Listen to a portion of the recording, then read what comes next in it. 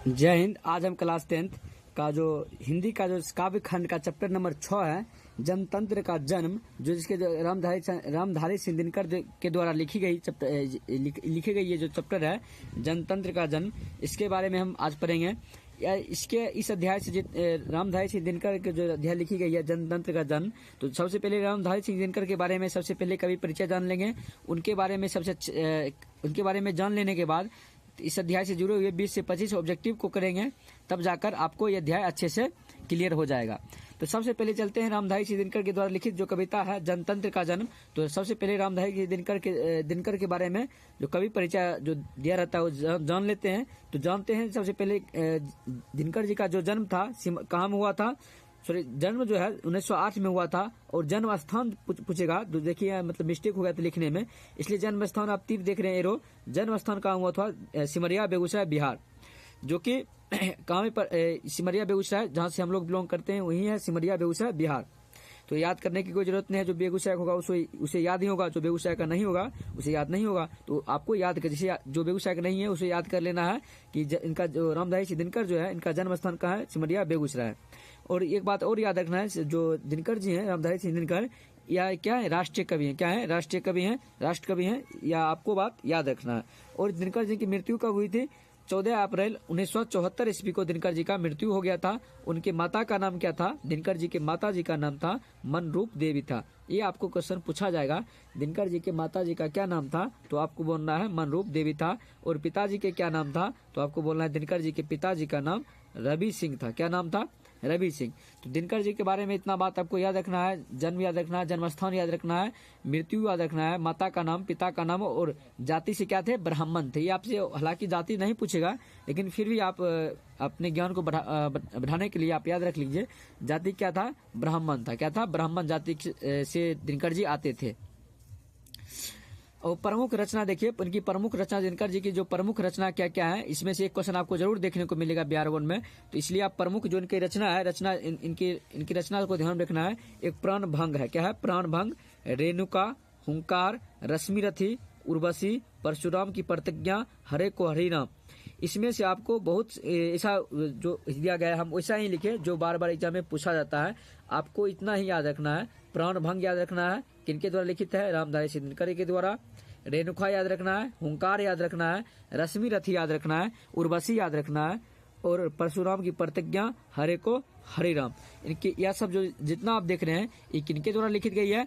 आपको बोलना है रामधारी सिंह दिनकर के द्वारा लिखा गया है। अब देखिए पुरस्कार जो इनको किन किन कृति पर मिला है पुरस्कार, वो देखते हैं। देखिए पुरस्कार जो है रामधारी सिंह दिनकर को संस्कृति के 4 अध्याय पर साहित्य अकादमी पुरस्कार मिला था।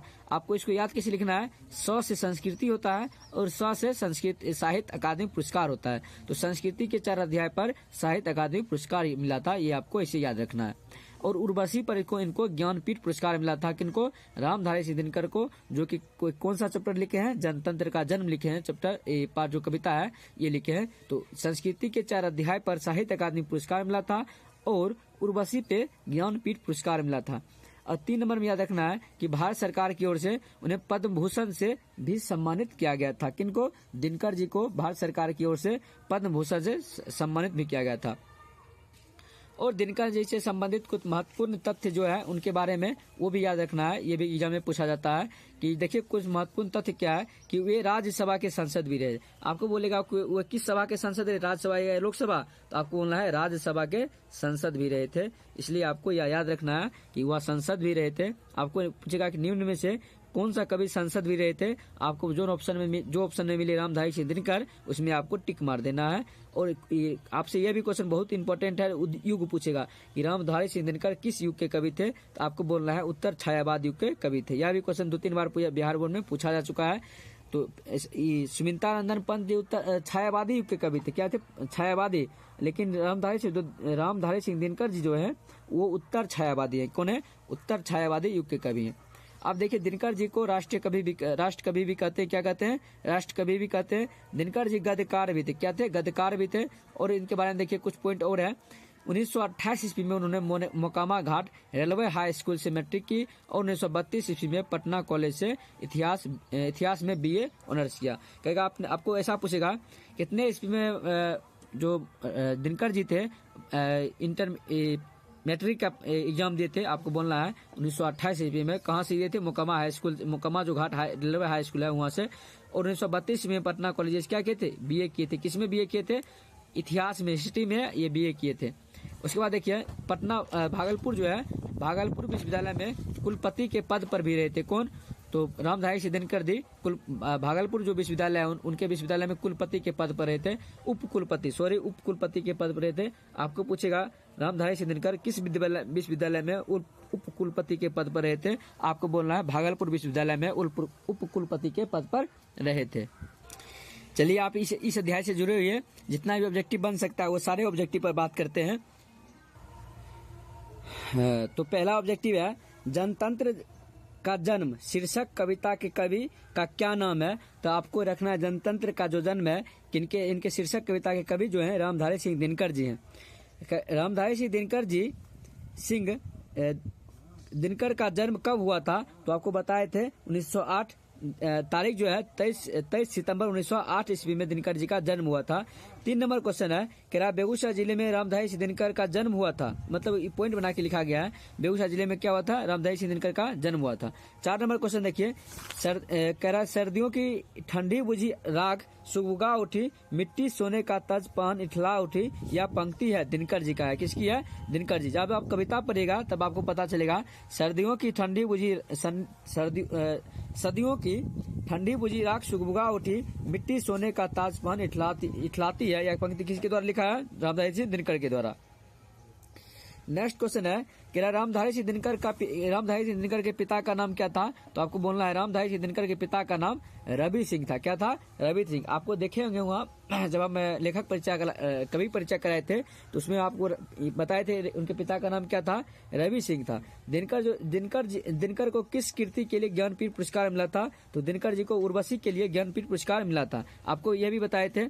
और साहित्य अकादमी पुरस्कार किस लिए मिला था? संस्कृति के 4 अध्याय पर उसको साहित्य अकादमी पुरस्कार मिला था। उसके बाद देखते हैं राज्यसभा के सांसद रहे हैं। कौन राज्यसभा के सांसद रहे हैं? रामधारी सिंह दिनकर जी राज्यसभा के सांसद भी रहे हैं।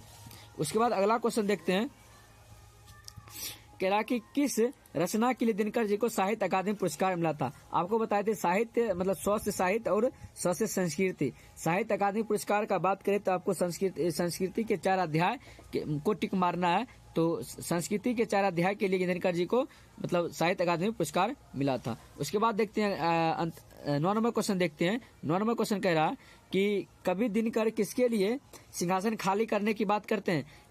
कवि जो दिनकर जी हैं जनता के लिए सिंहासन खाने के लिए बात करते हैं। इसका आंसर क्या हो जाएगा? जनता के लिए जो है सिंहासन खाली करने की बात करते हैं। उसके बाद देखते हैं क्वेश्चन नंबर 10 क्या कह रहा है? 10 कहता है कवि दिनकर की दृष्टि में आज के देवता कौन है? तो आपको लिखना है मजदूर और किसान। क्या होगा? दिनकर जी क्या बोलते हैं? आज की दृष्टि में कौन, मतलब उनके आज की दृष्टि में लोग किनको देवता मानना चाहिए? मजदूर को और किसान को। क्यों? किसान हमें खेतों में हल चलाकर हमें क्या करती है? अन्न देती है, अनाज देती है। लेकिन मजदूर क्या करती है? हमारे रोडों, और जब आप कविता पढ़ेगा तो उसमें लिखा हुआ है रोडों को क्या करती है? रोडों को मतलब बनाती है, सब चीज कार्य करती है, घर बनाती है, सब क्या करती है? तो सही दृष्टि में आज के देवता कौन है? मजदूर और किसान। कहता है 11 नंबर क्वेश्चन, दिनकर जी कवि के साथ साथ क्या थे? दिनकर जी कवि के साथ साथ गद्यकार भी थे। यह क्वेश्चन बहुत इंपॉर्टेंट है, आपको याद रखना है। दिनकर जी कवि के साथ साथ गद्यकार भी थे। राष्ट्रकवि दिनकर जी को सम्मानित किया गया था। राष्ट्रकवि जो दिनकर जी हैं उनको किससे सम्मानित किया गया था? देखिए पद्म भूषण भी सरकार के द्वारा मिला था, ज्ञानपीठ पुरस्कार मिला था उर्वशी पर, और साहित्य अकादमी पुरस्कार भी मिला था संस्कृति के 4 अध्याय पर। 13 नंबर क्वेश्चन देखिए, कह रहा दिनकर जी किस विश्वविद्यालय में उप कुलपति पद पर रहे थे? आपको बताए थे भागलपुर विश्वविद्यालय में उप कुलपति के पद पर रहे थे। 14 नंबर देखिए, सर्दियों की ठंडी बुझी राख सुगबुगा उठी, मिट्टी सोने का ताज पहन इठलाती है, प्रस्तुत पंक्ति किस कविता की है? तो यह प्रस्तुत पंक्ति जो है जनतंत्र का जन्म से ही है। आपको पता होगा मिट्टी की अबोध मूर्ति कौन सी है? मिट्टी की अबोध मूर्ति जो है जनता है। क्या है? जनता। जिसे मिट्टी को हम किसी भी आकार के दे सकते हैं, उसी तरह जनता को भी अंग्रेज जो है बहुत मतलब प्रताड़ित करती थी। इसलिए कह रहा है कि मिट्टी की अबोध मूर्ति कौन है? जनता है। 16 नंबर क्वेश्चन देखिए, कह रहा कि कभी दिनकर किसके सिर पर मुकुट धरने की बात करती है? कभी दिनकर जो है जनता के सर पर ताज धरने की बात करती है। आप 16 नंबर क्वेश्चन देखिए, कह रहा कवि के अनुसार किसको महलों की नींव कवि के अनुसार किससे महलों की नींव उखड़ जाती है? जो दिनकर जी हैं कहते हैं जनता के हुंकार से महलों के नींव उखड़ जाते हैं और समय भी उन्हें रोक नहीं पाते हैं। इसलिए यह क्या होगा? जनता के हुंकार से क्या होती है? मतलब जो है महलों की नींव यानी जो उसकी बेस होती है उखड़ जाती है। नेक्स्ट क्वेश्चन 18 नंबर क्वेश्चन है, कह रहा फावरे और हल राजदंड बनाने को है। यह पंक्ति की कविता है जनतंत्र का जन्म। यह पंक्ति किस कविता का है? जनतंत्र का जन्म। कह रहा 19 नंबर क्वेश्चन, आधुनिक भारत में जनतंत्र के उदय घोष है। आधुनिक भारत में जनतंत्र के उदय घोष है जनतंत्र का जन्म होगा इसका राइट आंसर। अब देखिए 20 नंबर क्वेश्चन की ओर बढ़ेंगे। कह रहा रामधारी सिंह दिनकर हाई स्कूल की शिक्षा किस स्कूल से प्राप्त की? मोकामा हाट रेलवे हाई स्कूल से हाई स्कूल और मैट्रिक की परीक्षा उसी से उत्तीर्ण की। कह रहा संस्कृति के 4 अध्याय किसकी रचना है? तो आपको बताए थे रामधारी सिंह दिनकर। इससे पिछले वाले क्वेश्चन भी आया था। देखिए कह रहा 20 नंबर क्वेश्चन देखिए, कह रहा जनतंत्र का जन्म कविता में कवि भारत की जनता की तुलना किससे करते हैं? फूलों से। किससे करते हैं? फूलों से। जनतंत्र का जन्म कविता में कवि जो है भारत की जनता की तुलना किससे करते हैं? जनतंत्र से करते हैं। नहीं, इसका आंसर क्या होगा? फूलों से करते हैं। किससे करते हैं? फूलों से करते हैं। 23 नंबर क्वेश्चन देखिए, कह रहा कवि के अनुसार कि जनता कहाँ मिलेंगे? मतलब सच्चे जनता, मतलब जो कवि के अनुसार जो है यानी कहाँ मिलते हैं सच्चे जनता? तो खेतों में, खलिहानों में। सही, मतलब जो रियल दो मतलब देवता मिलते हैं, कहाँ मिलते हैं? खेतों में, खलिहानों में मिलते हैं। नेक्स्ट क्वेश्चन है, कह रहा कि कवि के अनुसार सोने की ताज पहन कौन इठलाती है? देश की माटी। सोने की ताज पहन कौन इठलाती है? देश की माटी इसका राइट आंसर हो जाएगा। दिनकर जयंती कब मनाई जाती है? 23 सितंबर को मनाई जाती है दिनकर जयंती। देखिए अगला क्वेश्चन जो है, दिनकर जयंती कब मनाई जाती है? 23 सितंबर को मनाई जाती है। अब देखिए 26 नंबर क्वेश्चन है, कह रहा राष्ट्र कवि रामधारी सिंह दिनकर प्रमुख कवि हैं। उत्तर छायावादी, आपको बताए थे सुमित्रानंदन पंत जी हैं छायावादी कवि हैं और राष्ट्र कवि रामधारी सिंह दिनकर उत्तर छायावादी कवि हैं। रामधारी सिंह दिनकर कहाँ के रहने वाले थे? बिहार बेगूसराय के रहने वाले थे। सिमरिया बिहार बेगूसराय के रहने वाले थे। उम्मीद करते हैं यह भी वीडियो आपको उपयोगी हुआ होगा और आपके जो अंक है उसमें कुछ अंक ये मतलब और बढ़ा सके, इसके लिए ये वीडियो इसके पर्पज से हम लोग वीडियो बनाते हैं। Thank you for watching this video. अगर आप नहीं देखे हैं इससे पहले वाला वीडियो तो आप प्लेलिस्ट जाके चेक कीजिए। क्लास 10th हिंदी काव्यखंड लिखा होगा और इससे जितने भी पहले वीडियो डाला गया है वो भी आप जरूर देखें। Thank you.